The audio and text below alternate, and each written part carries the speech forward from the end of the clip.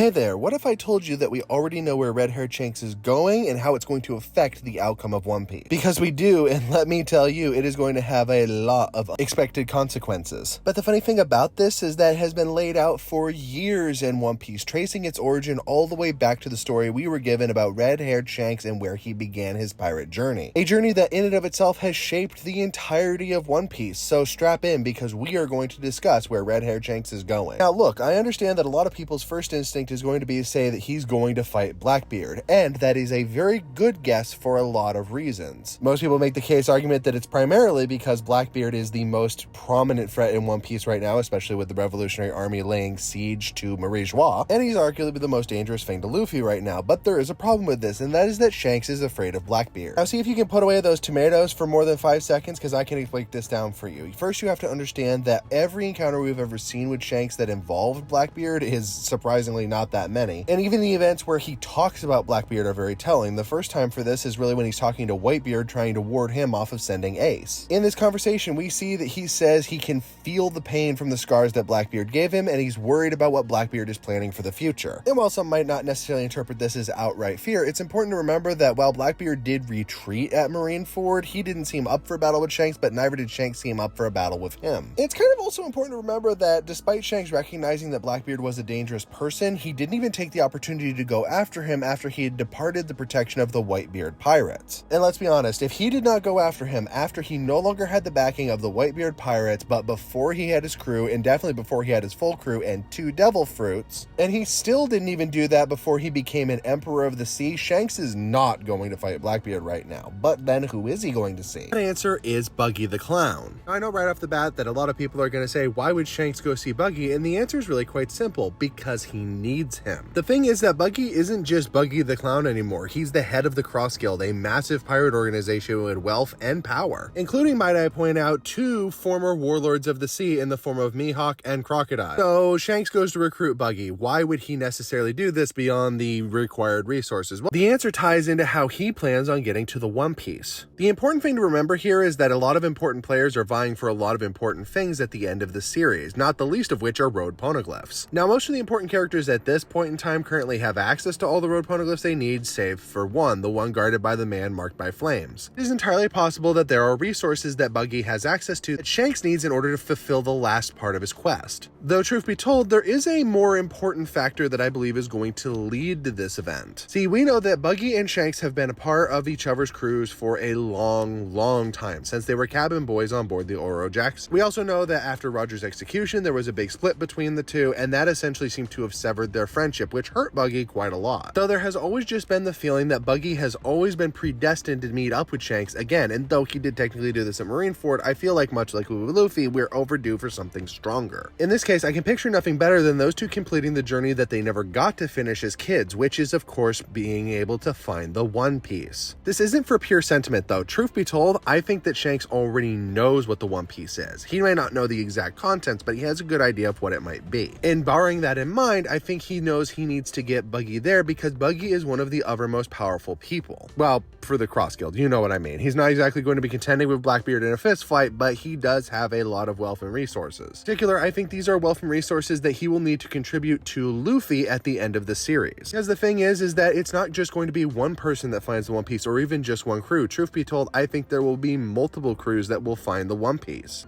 But yes, 2 of the most important of these are going to be the Red Hair Pirates and the Cross Guild. Now, in truth, we've labeled a lot on why the Cross Guild is important. It's something that most people tend to overlook is why Buggy might be important, because while I have downplayed the man's skills throughout this whole thing, he does have something very unique, his Devil Fruit. It's very important to note that many people have speculated for a long time that Buggy's Devil Fruit isn't just the Chop Chop fruit. Or even if it is, if it were to be awakened, that fruit could be exponentially stronger than most people give it credit for. Being able to do things like reshape the entire environment, being able to do it to other opponents, so on and so forth. And if I'm going to be frankly honest, that's terrifying. It would give Buggy abilities similar to that of Blackbeard / Whitebeard with the Quake fruit, being able to transport or hover tons of people like Kaido could with his flame clouds, and honestly, when applied to allies, maybe make them invulnerable to swords and guns. And for that reason, that's going to be a character that we are going to need at the end of this series. But if you want to know who I think the rest of the people showing up at the One Piece are going to be, go ahead and subscribe to the channel and like this video if you did. Trust me, I have that video in the works right now, along with a video about the 7 warlords, and you're not going to want to miss either of those.